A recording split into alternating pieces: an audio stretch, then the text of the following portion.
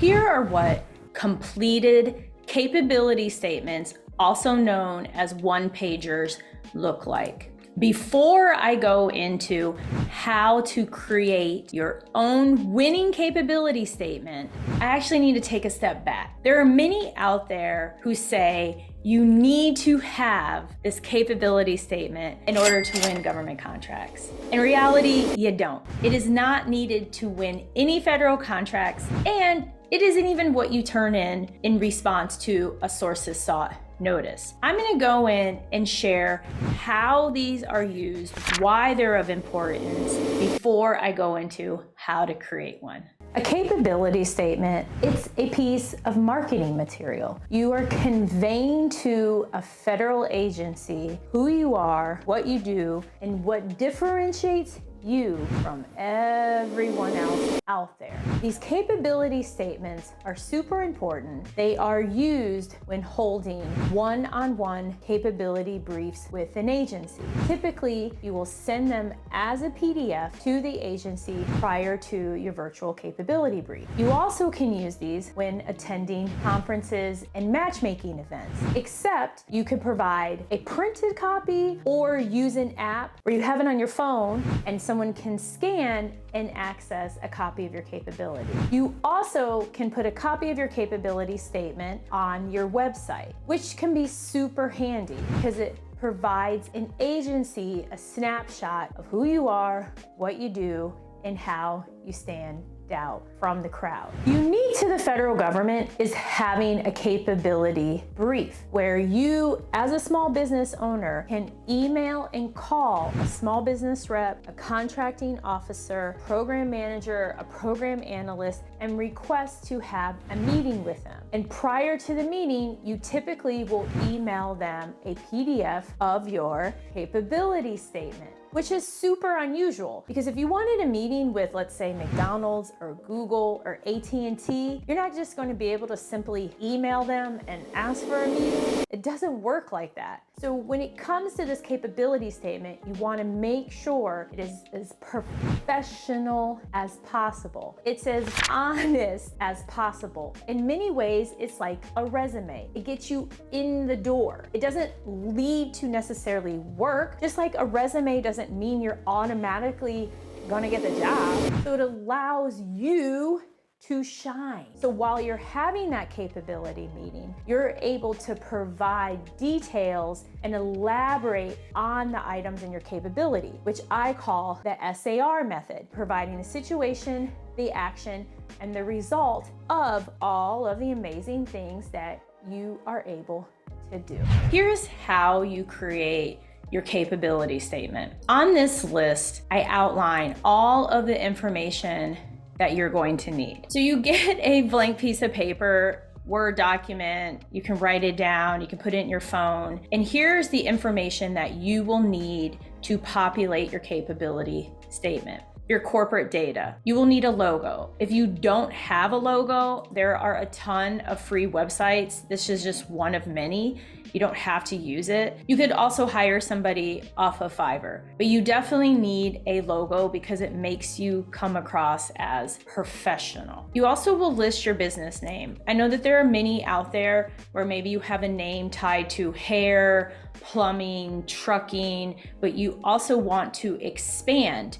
So just simply create a doing business as. So on your capability, you list your doing business as instead of Tina's Twist and you're going after janitorial work. Very simple. Set asides. Basically, every single person watching this video, you are a small business. Unless you exceed the NAICS codes, you're bringing in like $70 million a year, maybe you have 400 employees, you would be considered not small because in the federal space, you're either small or you're not small. So on your capability, list small business. All of my women business owners list that you're woman-owned small business. You don't have to have these certifications, at least put it out there because you are able to self-certify. Even SDVOSBs, service disabled, veteran-owned small businesses, you can self-certify too.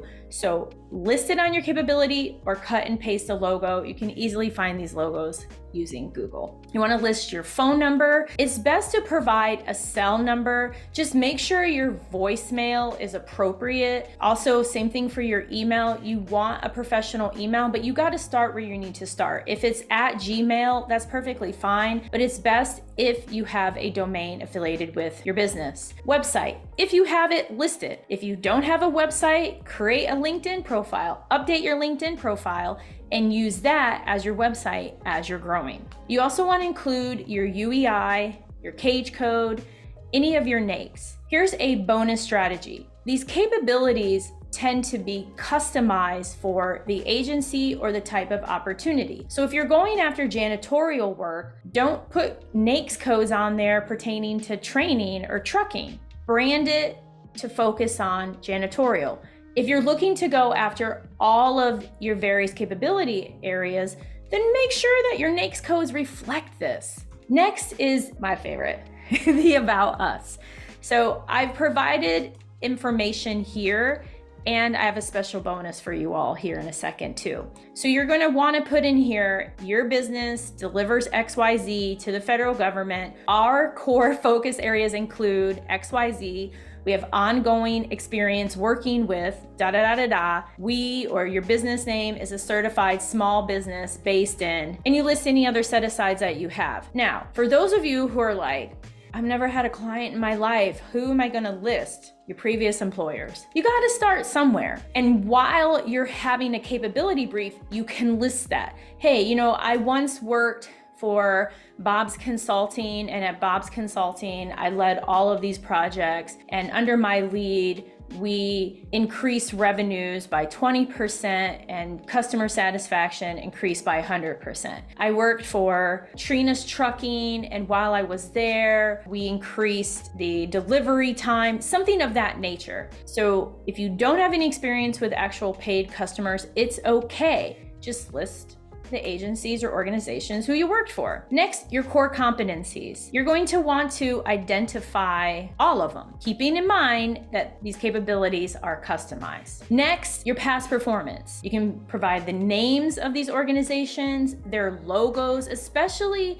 if they're logos that we all know, like Nike or Google or Microsoft, Facebook, TikTok. Put the logos there, your differentiators. These could be certificates that you have, awards, maybe a degree, money you saved, some type of turnover statistic, as well as I have a bonus here. If you have it, and you believe it adds some value, list your references, provide testimonials. So here is an example of a completed capability.